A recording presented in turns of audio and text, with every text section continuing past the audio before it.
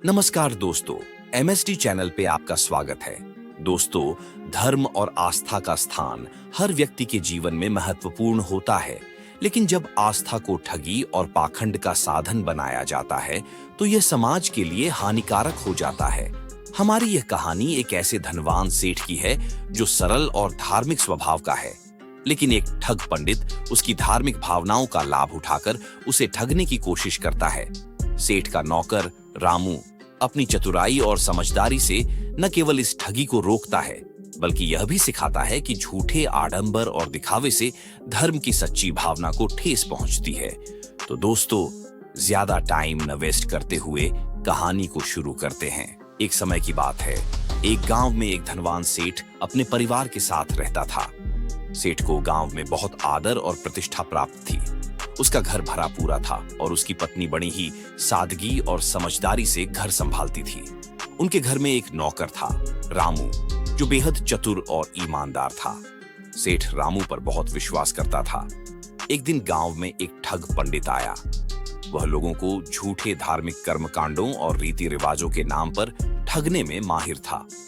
उसने सुना कि सेठ बड़ा ही धर्म कर्म में विश्वास रखता है और अपने धन को दान पुण्य में लगाने के लिए तत्पर रहता है।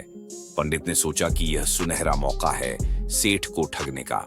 पंडित ने सेठ के घर आने का बहाना ढूंढा। सेठ ने उसे आदरपूर्वक भोजन का निमंत्रण दिया। सेठ का भोजन बहुत ही स्वादिष्ट था।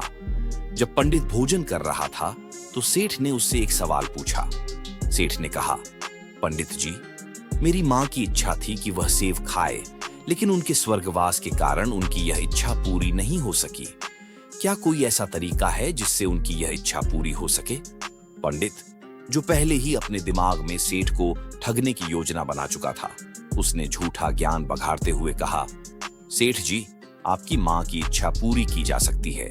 इसके लिए आपको 100 पंडितों को एक एक सोने का सेवदान करना होगा। इससे न केवल उनकी इच्छा पूरी होगी, बल्कि उनकी आत्मा को शांति भी मिलेगी। सेठ, जो धार्मिक और सरल स्वभाव का था, पंडित की बातों में आ गया और सहमति दे दी। जब सेठानी को इस बारे में पता चला कि सेठ 100 पंडितों को सोने के सेव देने जा रहे हैं, तो उसे चिंता हुई। वह समझ गई कि यह पंडित सेठ को ठग रहा है।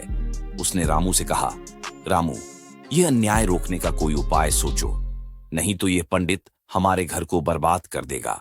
रामू ने तुरंत स्थिति को समझा और कहा, सेठानी जी, आप बिल्कुल चिंता न करें। मैं ऐसा उपाय करूंगा कि यह पंडित अपने आप भाग जाएगा। अगले दिन रामू ने सेठ, पंडित और गांव के बाकी पंडितों को अपने घर पिता की आत्मा की शांति के लिए भोज पर बुलाया। रामू ने उन्हें बड़े आदर और सम्मान से भोजन कराया।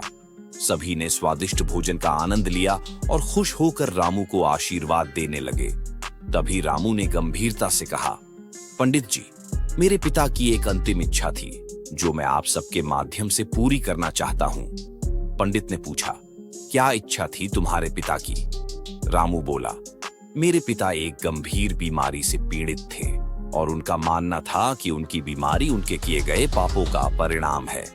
उनकी अंतिम इच्छा थी कि मैं उन्हें उनके पापों के लिए 1000 कोने मारूं, परंतु उनके निधन के कारण यह इच्छा अधूरी रह गई। पंडित हैरानी से बोला, तो इसका मुझसे क्या लेना देना?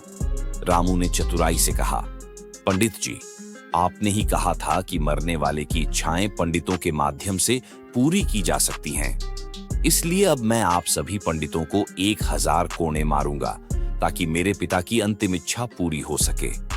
ये सुनते ही वह पंडित और गांव के बाकी पंडित जो उसके साथ आए थे घबरा गए। ठग पंडित बोला, नहीं नहीं, यह तो गलत है, ऐसा नहीं हो सकता। रामू ने मुस्कुराते हुए जवाब दिया, पंडित जी, जब सेठ की मां की सेव खाने की इच्छा सोने के सेव देने से पूरी हो सकती है, तो मेरे पिता की इच्छा क्यों नहीं पूरी हो सकती? सेठ, जो यह सब बातें सुन रहा था, समझ गया कि यह पंडित उसे ठगने की कोशिश कर रहा था। वह क्रोधित हुआ और पंडित से कहा, तुम जैसे ठगों के कारण ही लोग धर्म पर विश्वास करना बंद कर देते हैं। अब यहां से भाग जाओ। डर के मारे सभी पंडित वहां से भाग निकले।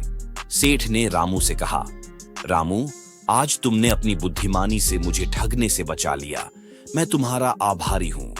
रामू ने विनम्रता से कहा, सेठ जी, मेरा आभार मत मानिए। अगर आपको धन्यवाद देना है तो सेठानी को दीजिए। यह उनकी समझदारी थी जो आज हम सबको ठगने से बचा पाई। सेठ ने अपनी पत्नी का आभार व्यक्त किया और यह सबक सीखा कि धार्मिक आडंबरों और झूठे कर्मकांडों से बचना चाहिए। इसके बाद सेठ ने ठग पंडितों से सावधान रहने का संकल्प लिया और अपने धन का उपयोग सही और नेक कार्यों में करना शुरू कर दिया। इस प्रकार रामू की चतुराई और सेठानी की सूझबूझ से एक बड़ा अन्याय टल गया और सबने सच्चाई की जीत का जश्न मनाया।